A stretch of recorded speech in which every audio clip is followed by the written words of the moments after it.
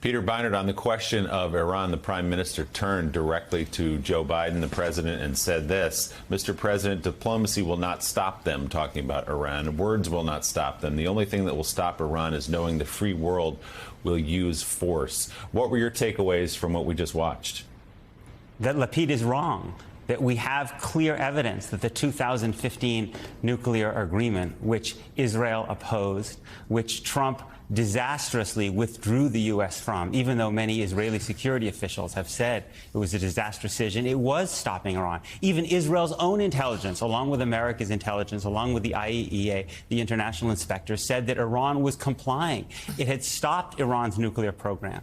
And the tragedy is that the Biden administration is not doing everything it can to revive that deal. It's being held up by what is an essentially symbolic problem, the terrorist designation of the Islamic Revolutionary Guard Corps. We have many other sanctions on that same entity. This has virtually no practical impact.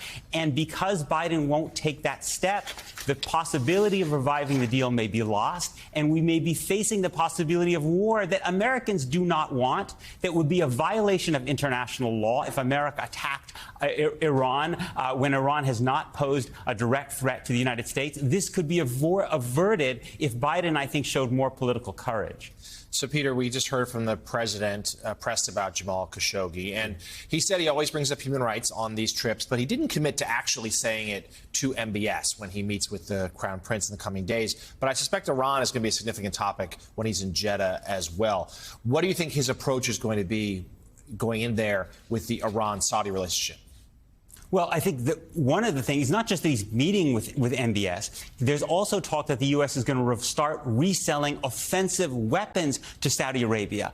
After the utter devastation that the Saudis have left in Yemen, what we know about how reckless MBS is, I can't understand why the United States would again start selling offensive weapons. Many people in the Obama administration wrote publicly that they were ashamed of the fact that the United States did this under Obama. Why would we possibly return to doing that? All right, MSNBC political analyst Peter Beinart, thank you very much for being on this morning as we're